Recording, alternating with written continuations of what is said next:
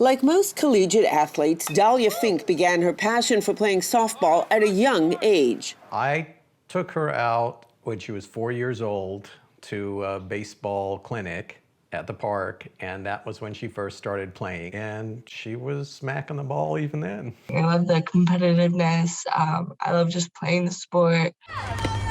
Dahlia went on to play competitive softball through high school and would eventually be offered a full-ride scholarship to Bentley University in Boston. But shortly after accepting, Dahlia's future came to a halt. Then the pain starts in her back, and she can't pitch anymore, and her whole future that was just opening up for her just seemed like there was a roadblock now. It was very hard on us because we went to several different doctors and we weren't getting a definitive answer.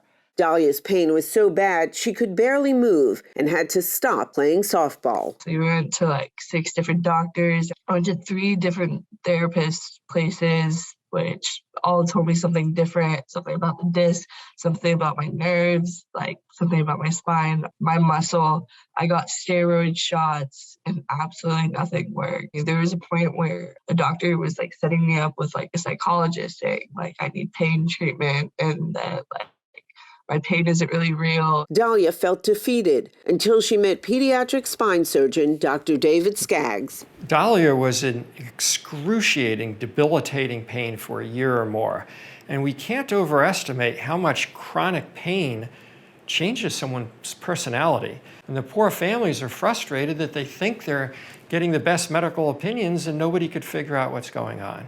Dr. Skaggs immediately identified Dahlia's injury as a hard-to-detect break in the spine known as a facet fracture. So the spine is actually made up of many bones on top of each other, and in the back, the bones touch each other through a joint called the facet joint. And every once in a while, where these bones touch each other and they should glide smoothly, one of the bones breaks. And you know when you break a bone, it hurts. But in this situation, having a facet fracture is worse than a typical broken bone because this broken bone is in a joint. Facet fractures don't show up in x-rays and can only be detected in a CT scan. Dr. Skaggs worries there are many athletes unnecessarily suffering from the injury. The problem is that most spine specialists don't even know to look for this problem. You have to know that it exists and how to find it, or you're never going to see it.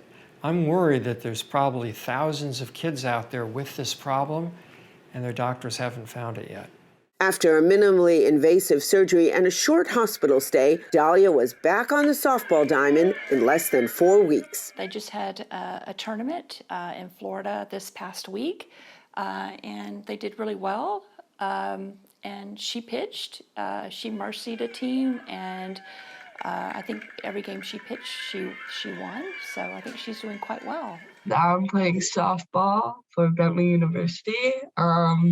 We're in season right now. I'm one of the starters, and I love it here. And I love playing softball here.